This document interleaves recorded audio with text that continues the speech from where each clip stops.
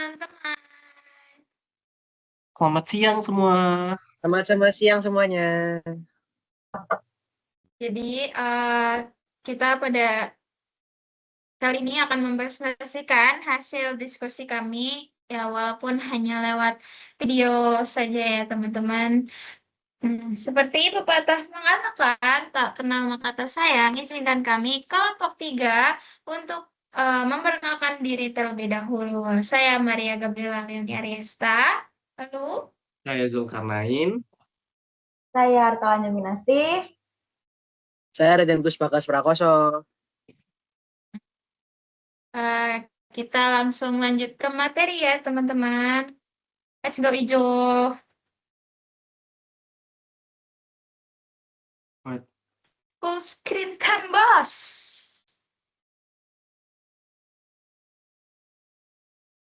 Udah kelihatan nggak, guys? Sudah.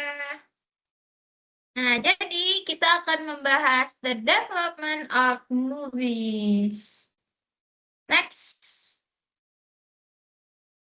Kita akan membahas 4 topik besar. Yang pertama itu perkembangan film, lalu perkembangan terkini, yang ketiga perkembangan film di Indonesia, dan yang terakhir studi kasus. Nah, nanti di poin yang kedua kita akan melihat 2 video yang istilahnya menggambarkan lah bagaimana perkembangan terkini dari sisi teknologi komunikasi.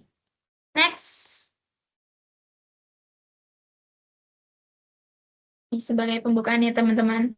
Invention Without a Future. Jadi pada Paris 28 Desember 1895 di basement Grand Cafe, Auguste dan Louis Lumière memamerkan penemuan baru mereka yang di mana mereka bisa membuat gambar yang bergerak.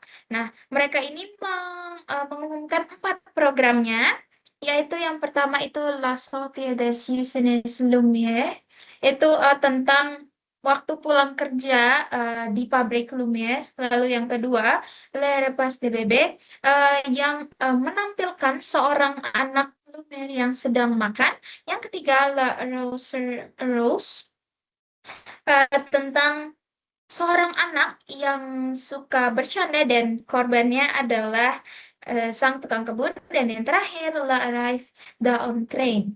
Nah, ini tentang kedatangan kereta api di stasiun. Nah, film yang terakhir ini adalah film yang paling mengesankan, teman-teman. Jadi, ketika ada scene lokomotif raksasa mendekat ke arah penonton, sebagian orang ini meyakini bahwa mereka akan uh, mengalami kematian gitu. Mereka akan tergencet oleh lokomotif raksasa tersebut.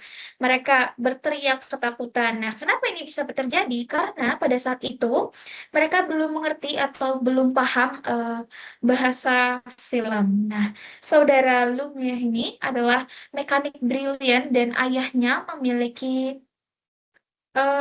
pabrik plat fotografi. Nah, film pertama mereka hanyalah rekaman sederhana hitam putih, tidak adanya editing, kamera hanya dinyalakan lalu dimatikan, tidak ada transisi, tidak ada flashback atau sapuan, tidak adanya grafis komputer, tidak ada dialog dan musik. Nah, tapi pada film yang terakhir itu tetap berhasil, di mana reaksi penonton tersebut menunjukkan bahwa mereka sangat ketakutan. Tetapi ironisnya, Lumière ini prediksi invention without a future. Jadi akan menjadi sebuah penemuan tanpa masa depan. Tetapi malam itu menjadi lahirnya industri sinema. Nah, dari sini kita mulai menjelajahi perkembangan film yang hanya mulai dari spray putih hingga ke era digital pada saat ini. Next. Kita akan membahas perkembangan film.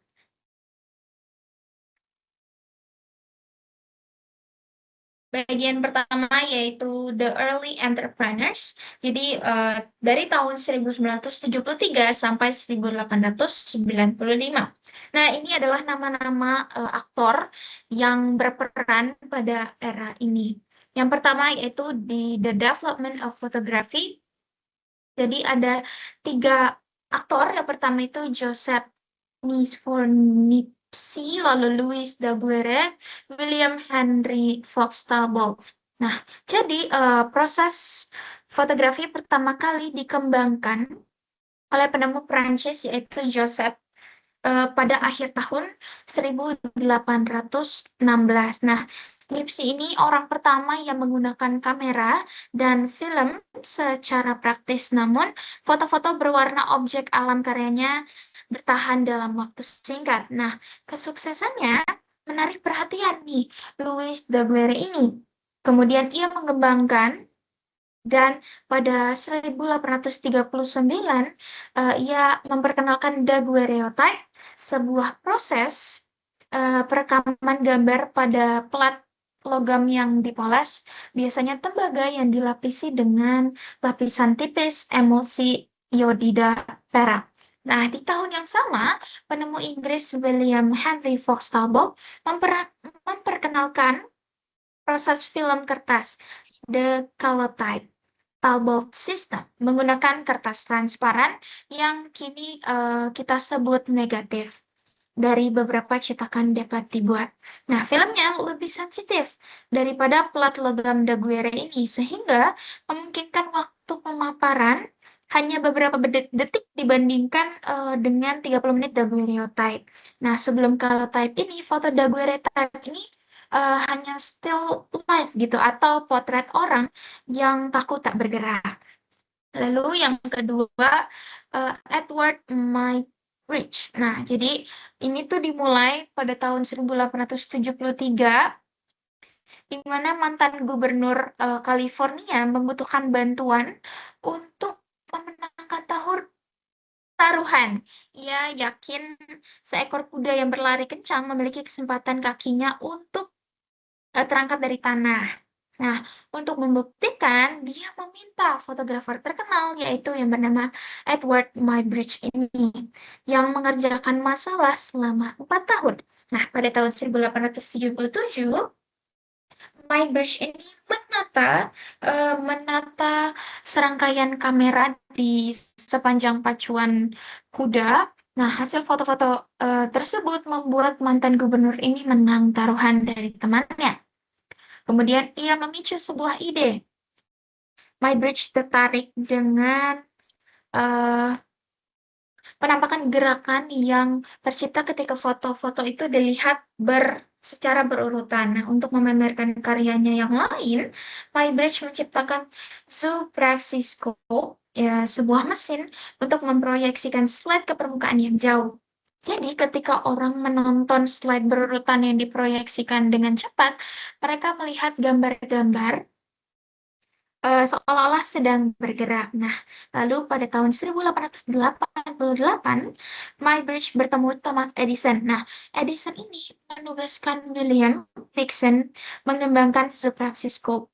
Dickson menggabungkan film gulungan seluloid yang ditemukan Hannibal Goodwin dengan kamera Kodak George Eastman untuk membuat kamera film gerak yang dapat mengambil 40 foto per detik.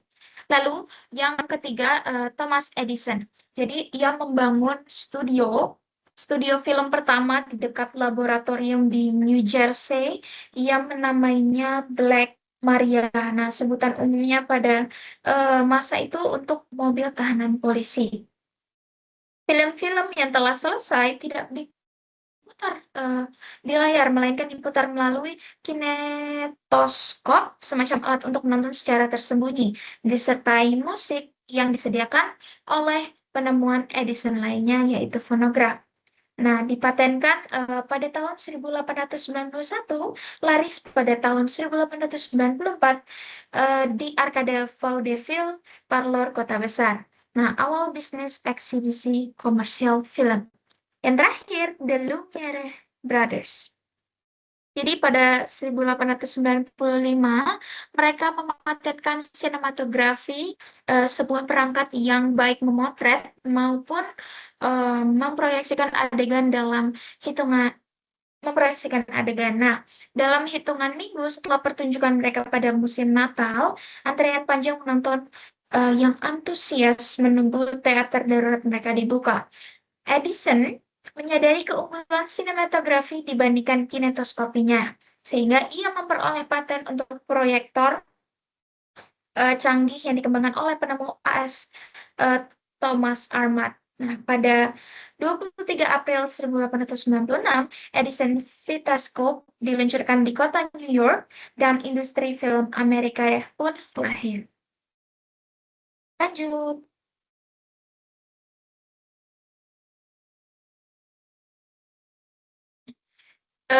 Lalu poin yang kedua yaitu the coming of narrative. Jadi, film karya Edison dan Lumiere ini biasanya berdurasi hanya beberapa menit dan menampilkan rekaman realistis seperti selebriti, atlet, atau angkat besi. Direkam dengan kamera tidak bergerak dan tidak ada proses penyuntingan. Pada awal, bagi penonton ya sudah cukup, tapi kemudian penonton mulai terasa bosan. Lalu munculnya sutradara Prancis George Méliès. Ia sebelumnya adalah seorang pesulap dan kartunis yang menjadi sutradara yang memulai membuat film naratif, yaitu film yang menceritakan sebuah kisah. Méliès sering disebut sebagai senima karena membawa unsur naratif ke dalam medium melalui kisah imajinatif. Nah, pada akhir 1890-an, ia merekam dan menyanyikan film satu adegan, satu pengambilan gambar. Ia juga mulai membuat cerita berdasarkan pengambilan gambar berurutan di tempat yang berbeda, hanya mengambil satu bidikan, menghentikan kamera, memindahkannya, mengambil bidikan lain, dan seterusnya. Lalu Edwin S. Porter, seorang operator kamera di perusahaan Edison, menyadari bahwa film dapat menjadi pencerita yang lebih baik dengan penggunaan artistik, penempatan kamera, dan penyuntingan. Nah, film berdurasi 12 menitnya, The Great Train Robbery tahun 1903, adalah film yang pertama kali menggunakan penyuntingan, penggabungan adegan, dan kamera bergerak untuk menceritakan kisah yang relatif kompleks. Film ini juga merupakan western pertama, lalu bentuk naratif baru ini juga yang menggunakan montage menggabungkan dua adegan terpisah namun terkait sedemikian rupa sehingga mereka memiliki makna baru yang terpadu langsung disukai oleh penonton. Lanjut.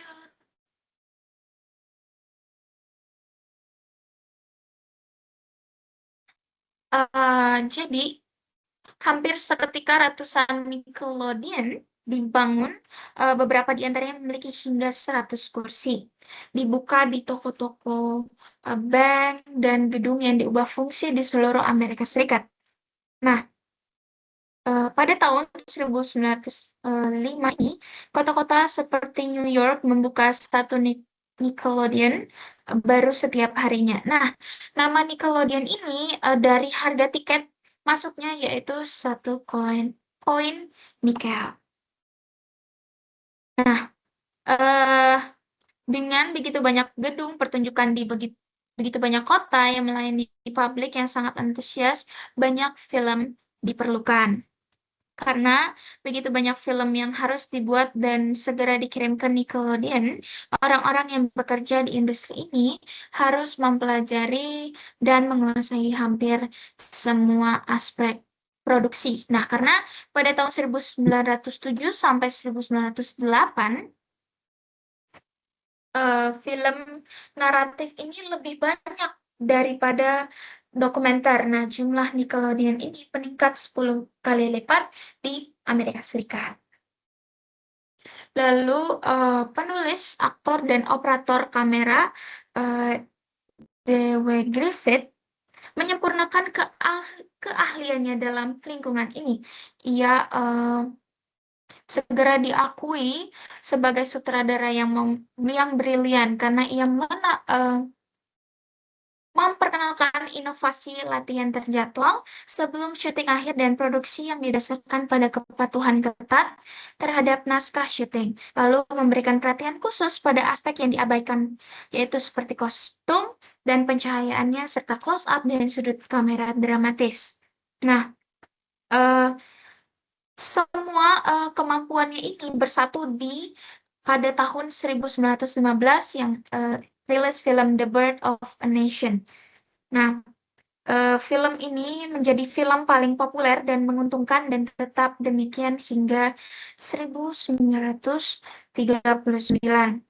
The Birth of a Nation menetapkan standar baru bagi film Amerika. Mereka membawa film keluar dari Nickelodeon dan menjadikannya bisnis besar. Lanjut.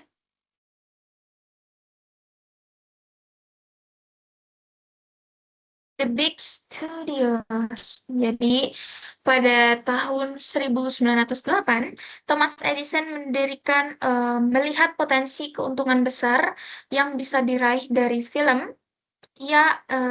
Lalu ia mendirikan Motion Pictures Passions Company atau MPPC yang juga dikenal sebagai Trash. Jadi ini terdiri dari 10 perusahaan di bawah kendali Edison, memegang hak paten atas hampir semua peralatan, pembuatan dan pemutaran film yang ada, mengendalikan produksi dan distribusi film di Amerika Serikat.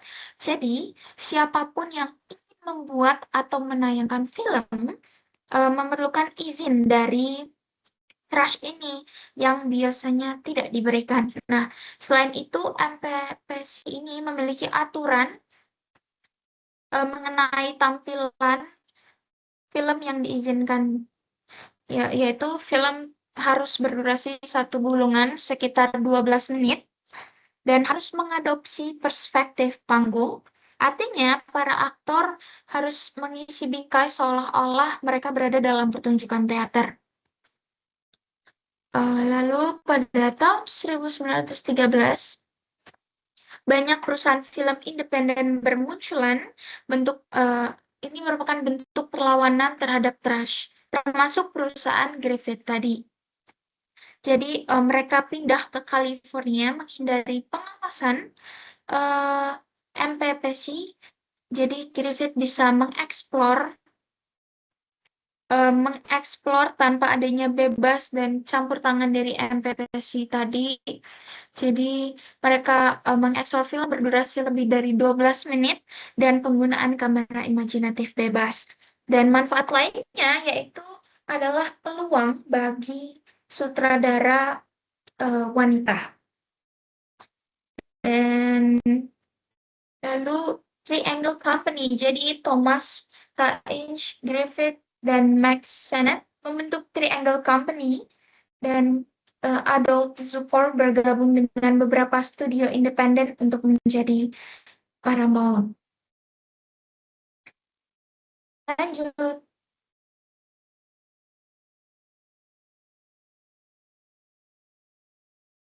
Lalu perusahaan independen lainnya bergabung membentuk Fox Film Company atau yang kita kenal sebagai 20th Century Fox dan Universal.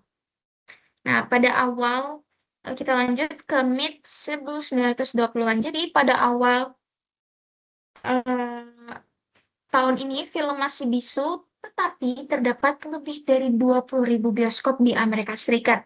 350.000 pekerja mencari nafas dalam produksi film dan lebih dari 1.240 film direkam setiap tahun di Hollywood, dan pendapatan kotor Amerika Serikat per tahunnya melebihi $750 juta. Lalu pada awal abad ke-20, aturan imigrasi yang melonggar dan adanya ketidakstabilan politik dan sosial mendorong gelombang imigran Eropa yang berduyun-duyun ke kota-kota Amerika Serikat di mana pekerjaan tersedia.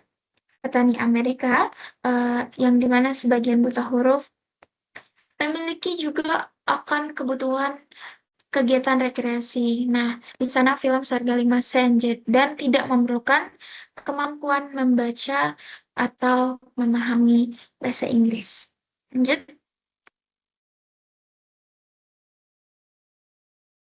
Eh, dan pada tahun 1914 sampai 1915 menjadi berkah besar saat studio California bangun ulang industri sesuai citra megah di saat perang berkecamuk di Eropa.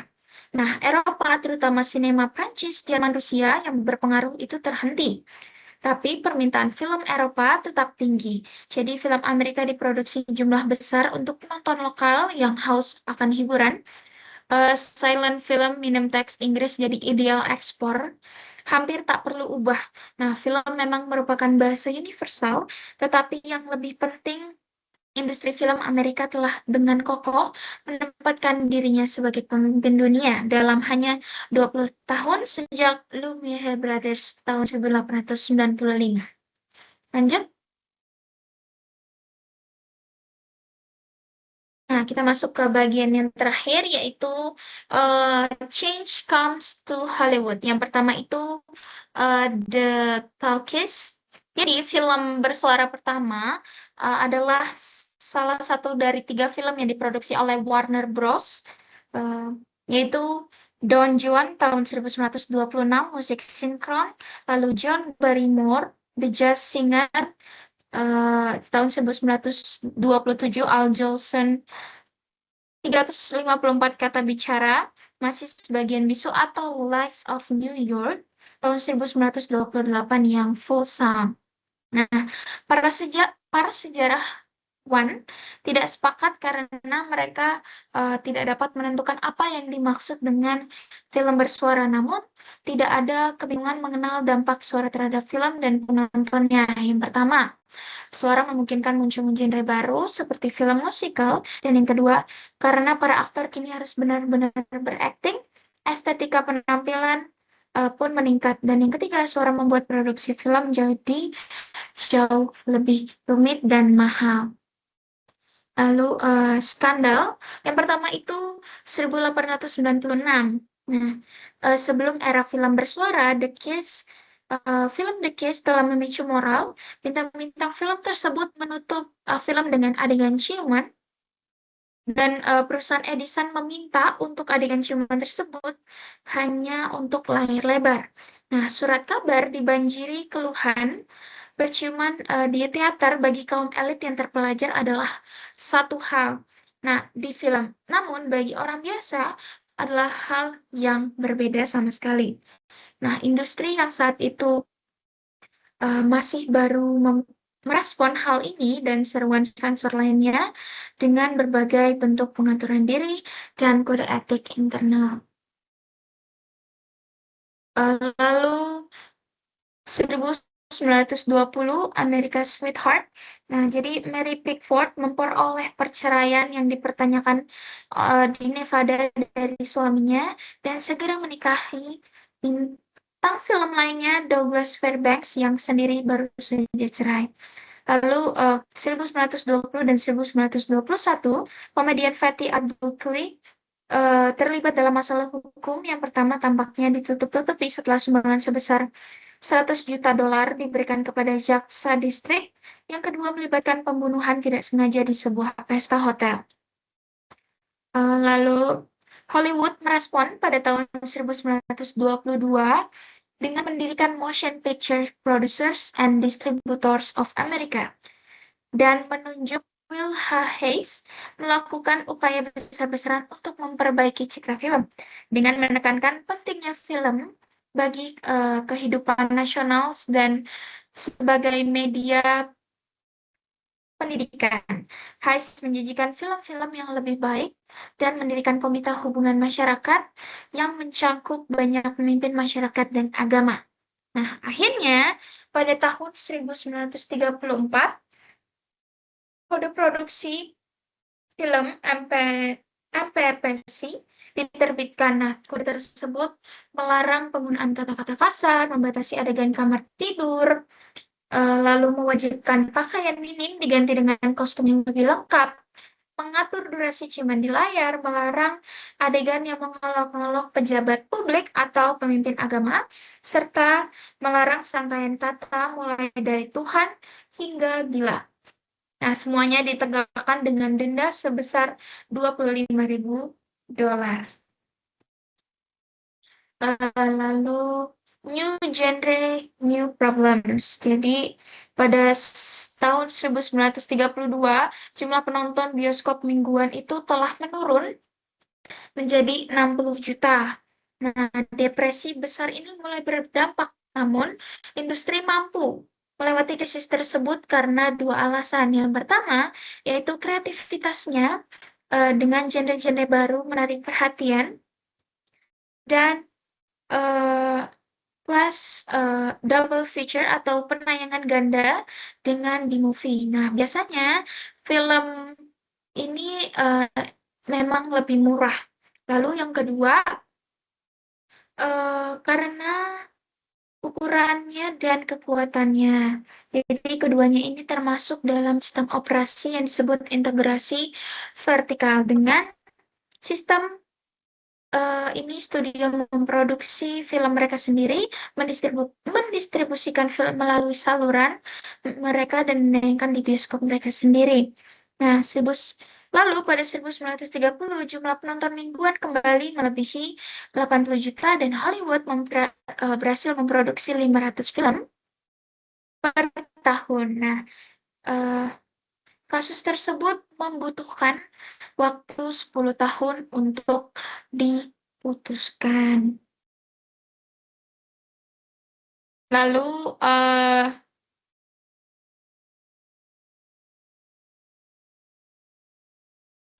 television. Jadi after Perang Dunia Kedua, pemerintah ambil alih paten TV. Penyebaran media ini ke masyarakat pun terhenti, namun perkembangan teknologinya tidak. Nah, seperti adanya perkembangan teknologi radio, TV, dan biro iklan. Nah, di rumah tangga, setiap rumah tangga itu memiliki televisi meningkat menjadi 10.000. Jadi ketika perang berakhir, industri film mendapati dirinya bersaing bukan dengan media yang masih belum matang, melainkan dengan media yang sudah canggih secara teknologi dan ekonomi. Nah, lalu 1946 menjadi lebih dari 54 juta pada tahun 1960. Lalu The Paramount Decision. 1948 setelah 10 tahun yang masalah skandal, Mahkamah Agung mengeluarkan putusan Paramount, yaitu integrasi vertikal dinyatakan ilegal dan praktik block booking. Akibatnya film jadi hambar, takut kontroversi saat lawan TV. Lanjut.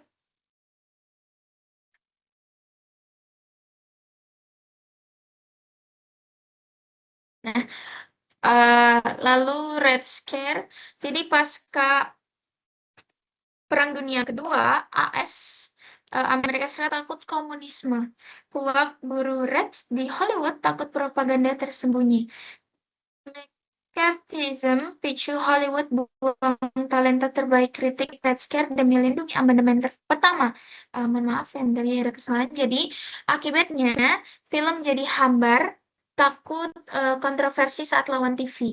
Jadi studio tolak jual film lama ke TV dan melarang bintang tampil kotak sampai 1958.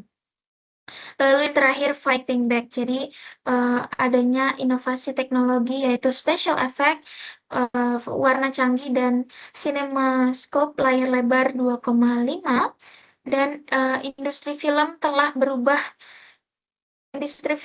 berubah yang menyebabkan film-film itu sendiri menjadi media komentar sosial dan pengaruh budaya. Aduh.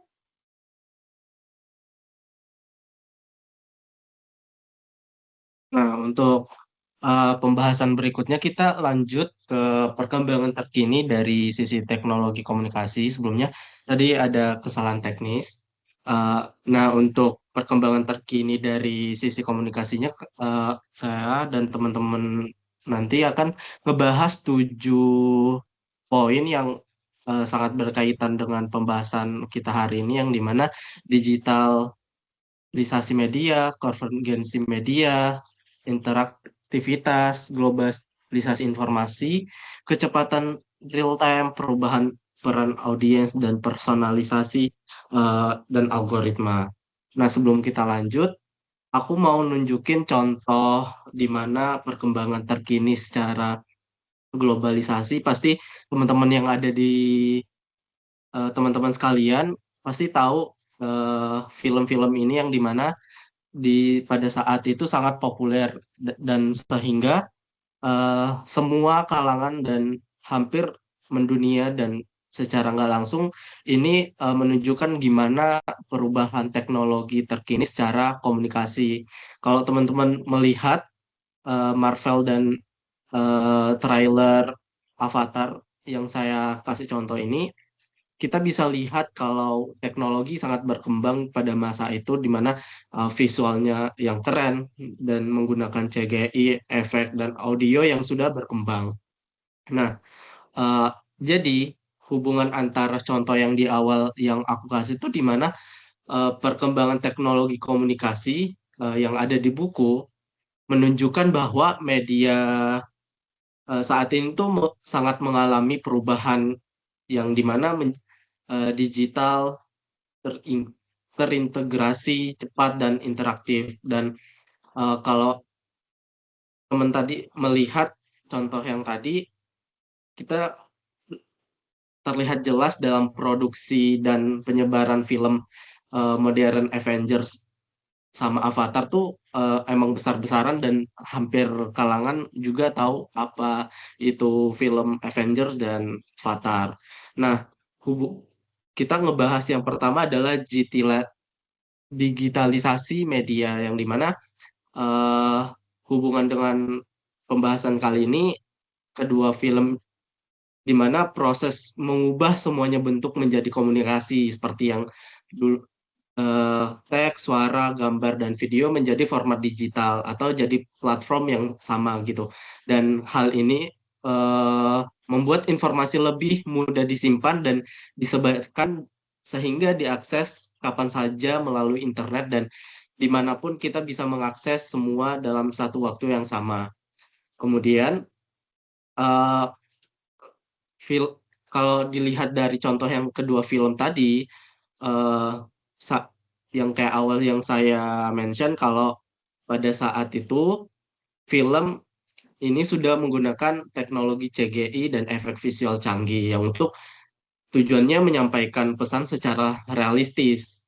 Nah, dan Avengers ini eh, rilis kalau nggak salah tahun 2019 sebagai penutup dekade pertama Marvel Cinematic Universe, yang mungkin teman-teman udah ada, apalagi yang dulu udah pernah nonton dan ngikutin gimana film itu.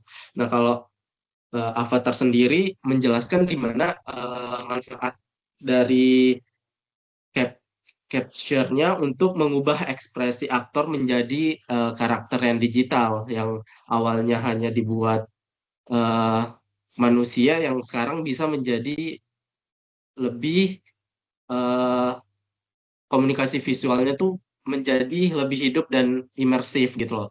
Nah, untuk yang pembahasan kedua adalah eh, konvergensi media. Nah, di sini dijelaskan kalau penggabungan berbagai jenis media dalam satu platform atau perangkat dengan konvergensi satu alat seperti smartphone bisa digunakan untuk komunikasi, hiburan, dan akses informasi sekaligus. Ini ini menjelaskan kalau gimana perubahan-perubahan yang ada bisa mengubah gimana kita menerima informasi dari sisi komunikasinya. Kalau kita lihat dari contoh yang tadi,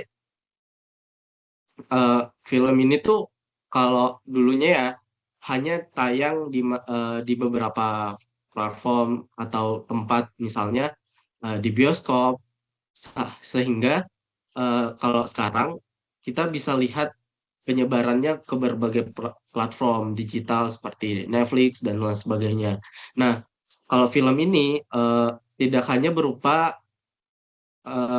film, tetapi juga terhubung dengan yang dulunya masih ada komik, sampai sekarang sebenarnya masih ada, tapi dijadiin film biar lebih menarik secara digital. Dan dulu juga ada namanya serial, sampai sekarang sebenarnya juga ada, dan konten online. Ini sangat menunjukkan kalau bahwa satu pesan media bisa hadir dalam berbagai bentuk dan saluran komunikasi sekaligus, yang seperti aku mention di awal, yaitu Netflix. Kita bisa menerima dalam satu waktu pada saat penayangan sudah ada gitu pada saat itu. Nah, selanjutnya adalah kita lihat dari sisi interaktivitasnya. Nah, di sini penjelasannya di mana media modern memungkinkan audiens untuk berpartisipasi aktif seperti memberi komentar, berbagi konten, atau berinteraksi langsung dengan pembuat konten atau pembuat film tersebut. Sehingga komunikasi menjadi dua arah, yang dimana kalau kita lihat teknologi sekarang emang sangat pesat. Yang dulunya kita nonton Marvel dan Avatar sebelumnya masih bisa dibilang kita nontonnya hanya lewat beberapa stasiun TV gitu loh. Jadi kita tidak bisa memberikan feedback secara langsung dan tidak ada komunikasi dua arah. Dengan adanya beberapa platform seperti Netflix atau YouTube, itu bisa memberikan gimana kita berkomentar secara langsung sehingga diterima sama pembuat konten tersebut. Itu adalah menunjukkan gimana proses sisi komunikasinya itu berkembang mengikuti gimana teknologi berkembang juga. Nah, bukan seperti yang aku mention tadi, memberikan respon dan membuat teori dan menyebarkan konten melalui sosial media. Kayak sekarang banyak sekali trailer yang keluar, misal dari TikTok kita taunya, atau dari platform lain, yang dimana itu menunjukkan kalau bukan dari hanya stasiun TV atau stasiun-stasiun yang memang benar-benar ranah, tapi sekarang kita bisa lihat di TikTok dan lain sebagainya. Hal ini ya seperti aku sampaikan tadi, ini mengubah komunikasi yang awalnya satu arah menjadi dua arah, yaitu memberikan timbal balik atau feedback. Kita lanjut ke poin keempat, yaitu globalisasi informasi. Nah, perkembangan teknologi ini membuat informasi dapat menyebar dengan sangat cepat ke seluruh dunia.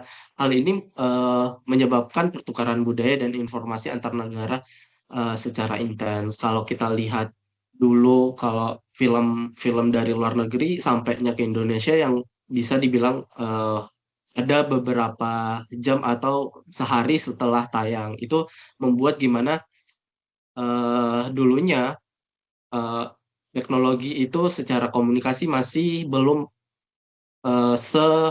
berkembang seperti yang sekarang. Sekarang informasi di luar Indonesia sendiri atau dunia kita bisa mengakses secara cepat, bahkan tepat, yang secara zona waktu juga bisa membedakan. Tapi ini tidak menjadi alasan kita gimana menerima informasi komunikasi secara uh, terus-menerus gitu. Nah, kalau kita lihat dari fenomena film yang tadi, di mana film Avatar dan Avengers tadi kan, itu secara fenomena global yang dimana ditonton berbagai negara. Nah, dari teknologi komunikasinya memungkinkan distribusi film dan informasi terjadi secara luas tanpa ada batas geografi. Nah, ini juga kalau kita lihat gimana perkembangan earphone dan handset. Dulu kan kita tahunya hanya ada kabel. Nah, untuk sekarang kita untuk berkomunikasi atau menggunakan earphone ada yang namanya fitur Bluetooth. Itu adalah salah satu contoh perubahan komunikasi atau perubahan akses komunikasi gitu. Nah, untuk lanjut ke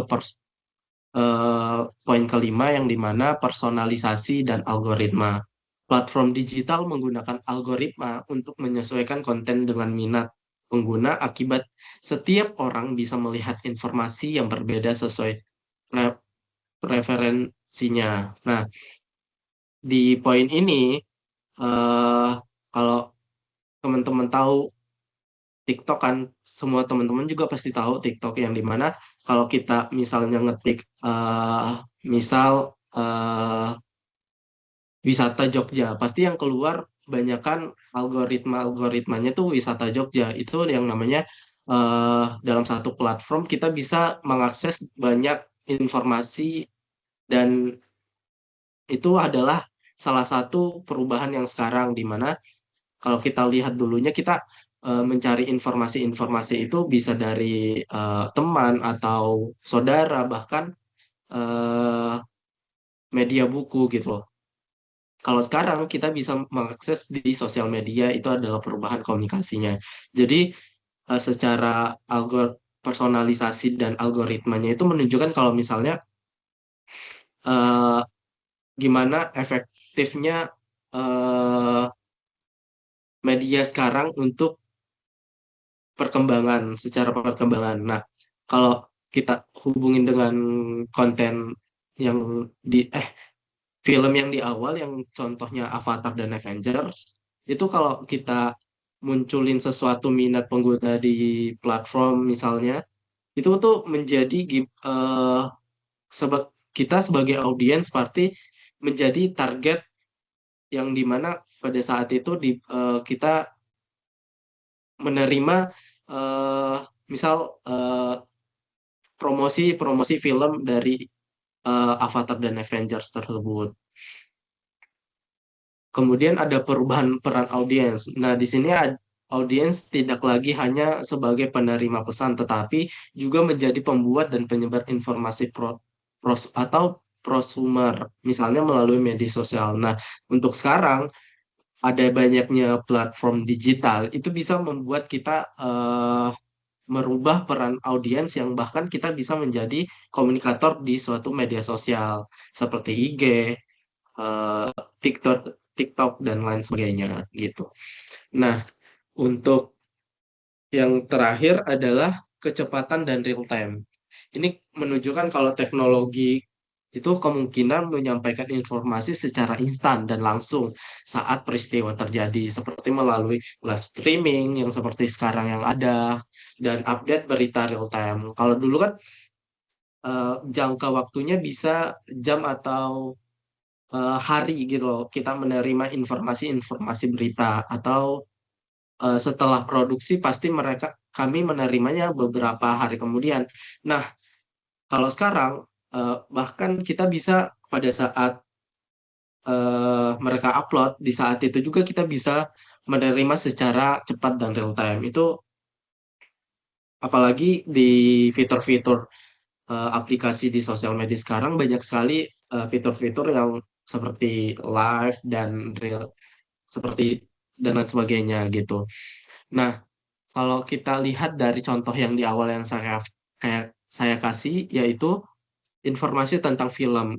Nah, itu seperti trailer, teaser, dan reaksi penonton dapat tersebar secara instan dan langsung gitu loh. Kemudian eh, respon penonton juga bisa secara langsung dalam waktu yang sama melalui internet. Tapi dari semua poin-poin yang saya jelaskan ada dampaknya pasti. Apalagi perubahan-perubahan yang sekarang sangat signifikan dan ada positif dan negatifnya, yaitu kalau dari sisi uh, positifnya sendiri akses informasi lebih luas yang seperti yang kayak saya sampaikan kalau sekarang kita bisa mengakses yang di luar Indonesia sendiri atau di luar negara secara global. Nah, yang kedua komunikasi lebih mudah dan cepat.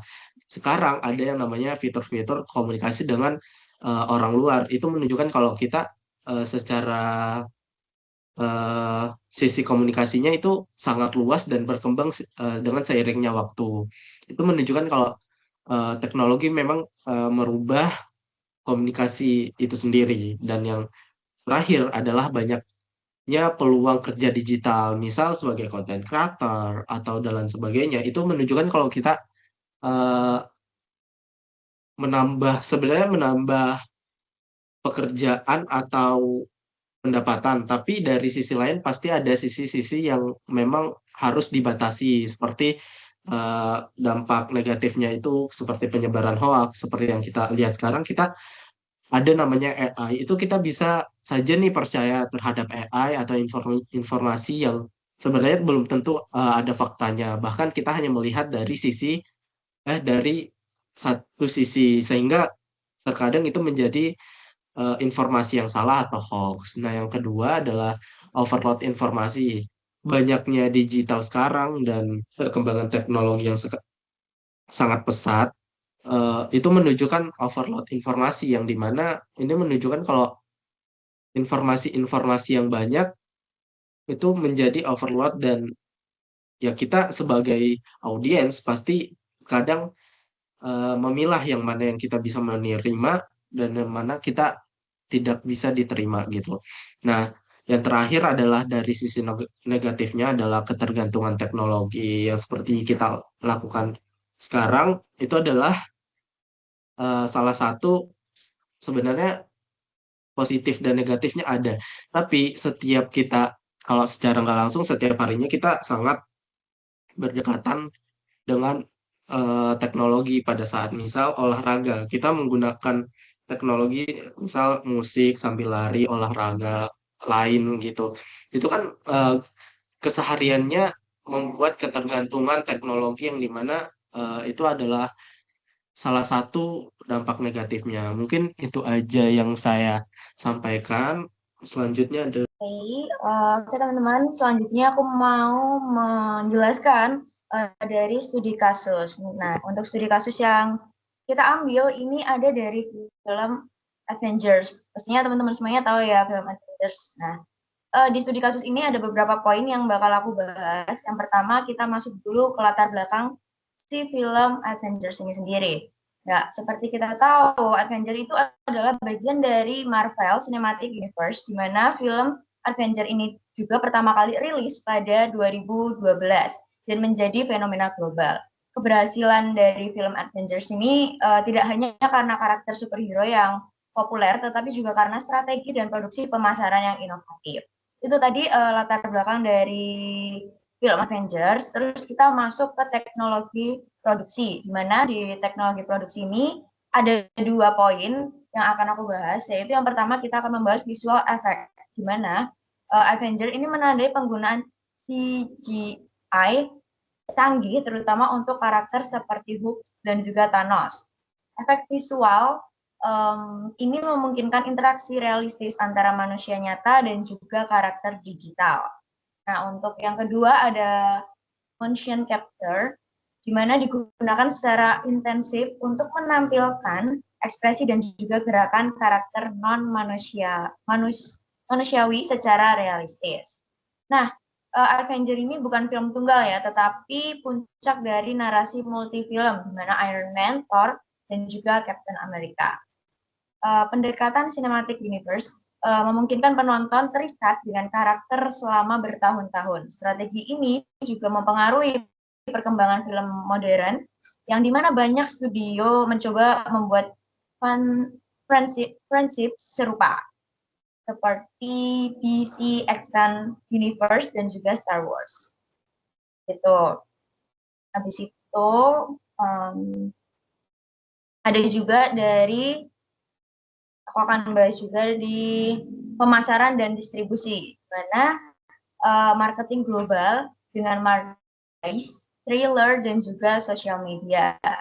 Dan yang kedua ada distribusi simultan di banyak negara, meningkatkan pendapatan box office. Gitu. Terus yang ketiga ada strategi, ini menandai era film sebagai fenomena budaya global, bukan hanya hiburan lokal. Terus ada pengaruh terhadap industri. Pengaruh terhadap industri ini, Avengers dan MCU mengubah standar untuk film blockbuster. menekankan keterikatan cerita antar film. Yang kedua, ada menginspirasi studio lain untuk mengembangkan franchise yang panjang dengan karakter yang saling berinteraksi.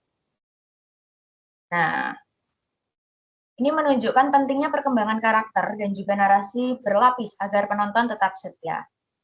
Untuk kesimpulannya dari studi kasus ini, film adventure itu menjadi contoh utama perkembangan industri film modern dari sisi teknologi, narasi, hingga strategi pemasaran. Keberhasilannya membuktikan bahwa film blockbuster ini tidak hanya tentang satu cerita aja, tetapi tentang universe yang saling terhubung sehingga menghadirkan pengalaman yang lebih menyatu secara ekonomi juga. Terus ada insight yang terakhir aku mau bahas, yaitu ada insight di mana pengembangan teknologi VFX mendorong batasan kreativitas dan juga visual. Terus juga ada strategi universe film dapat meningkatkan loyalitas penonton. Dan terakhir ada industri film global ini semakin kompetitif dan juga terintegrasi menuntut inovasi berkelanjutan. Nah, itu tadi teman-teman dari studi kasus film Avenger. Mungkin kita akan lanjut ke pembahasan selanjutnya. Oke. Teman-teman, baik, kita masuk ke perkembangan film di Indonesia itu sendiri ya. Boleh lanjut?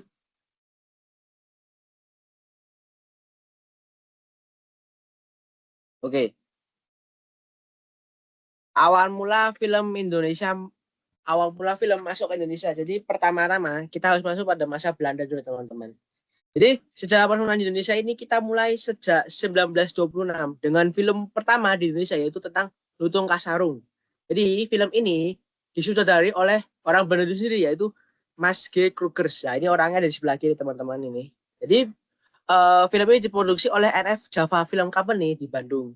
Ini kalau mulai teman-teman, ini adalah salah satu header film Lutung Kasarung pada tahun 1926. Jadi, tapi film ini lebih menceritakan dokumentasi, teman-teman, daripada film secara langsungnya, daripada film cerita atau alat dramatisnya. Terus pada tahun sekitar 1930-an sangat mengalami perubahan signifikan, yaitu dengan munculnya film berjudul Terang Builan pada tahun 1937. Nah, sebelah kanan ini adalah poster film Terang Builan. Jadi yang diproduksi oleh Tan Film Choi Batavia. Kalau kalian mau lihat ada di bagian bawah PPT. Film ini dianggap sebagai pionir film box office Indonesia dan mendorong munculnya beberapa perusahaan film lokal-lokal dan cikal bakal dalam produksi house masa kini. Lanjut.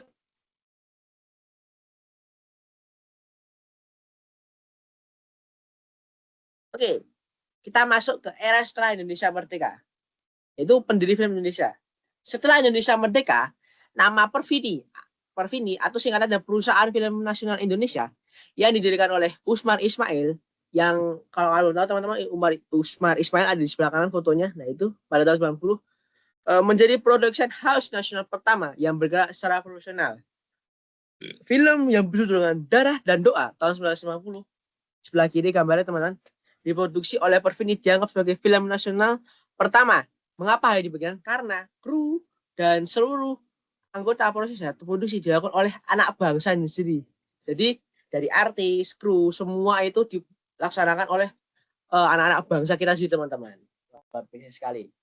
Oke, lanjut.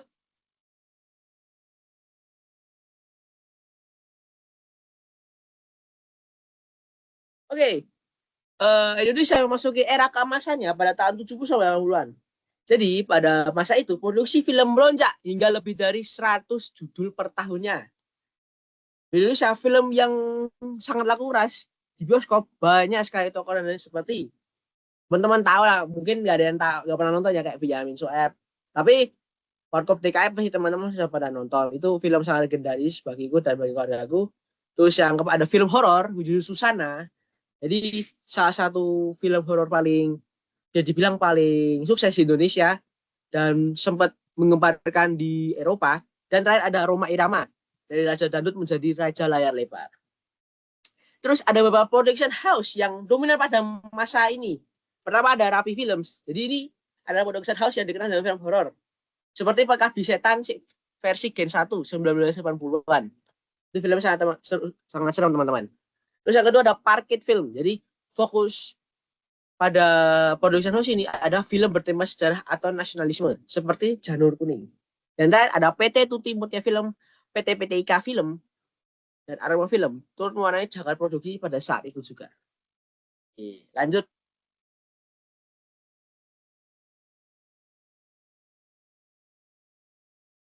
Oke, kita tahu bahwa Indonesia juga mengalami kemunduran ya pada soal perfilman di Indonesia. Jadi memasuki tanda tahun 1990-an, industri film mengalami yang namanya keterpurukan. Produksi film lokal menurun sangat drastis. Maka pada tahun 1996 hanya sisa satu film Indonesia yang rilis di bioskop, yaitu Sri Karya Maseli Sumarno. Jadi apa aja sih faktor-faktor yang menyebabkan kemunduran? Yang pertama, meningkatnya sinetron di TV swasta. Seperti kita tahu bahwa produksi sinetron dinilai lebih murah dan cepat seperti pada masa sekarang, teman-teman. Karena pada dulu sinetron itu sangat dikagumi oleh generasi-generasi ke belakang. Terus yang kedua, pembanjirnya film impor.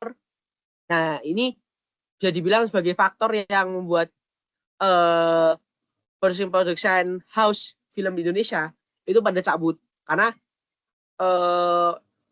membanjirnya film-film impor, terutama film Hollywood yang mendominasi layar bioskop. Dan ada minimnya dukungan pemerintah. Tidak ada insentif atau regi khusus untuk perfilman nasional Indonesia. Oke, lanjut.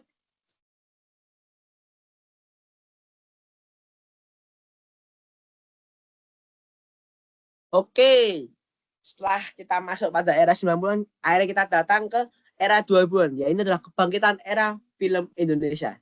Jadi, kebangkitan film nasional dimulai pada awal 2000-an. Sama pada melalui film Petualangan Sherina tahun 2000 dan Ada Apa Dengan Cinta 2002. Jadi, dua film ini sudah saya tonton. Versi awalnya sangat bagus sekali dan sangat recommended buat kalian semua. Terus ini membuka jalan bagi kebangkitan kembali production house yang fokus pada karya film layar lebar. Production house baru muncul dan berkontribusi besar dalam fase ini, antara lain dari Mas Films yang dirilis oleh Mira Lesmana dan Riri Riza. Terus yang kedua ada Star Vision Plus, jadi sering banget menampilkan film-film komedi, banyak mengisi film komedi dan drama remaja. Sepengetahuan saya, Star Vision Plus ini menampilkan film komedi seperti Warkop DKI 1 dan 2, terus Warkop DKI Reborn. Yang ketiga ada Cinema Pictures, terkenal dengan Cahaya dari Timur, dan nanti kita cerita tentang hari ini. Ya, dan terakhir ada MD Picture. Siapa sih yang nggak tahu MD Picture? Salah satu player terbesar di Asia Tenggara dan juga IPO di Bursa Efek. Oke. Lanjut.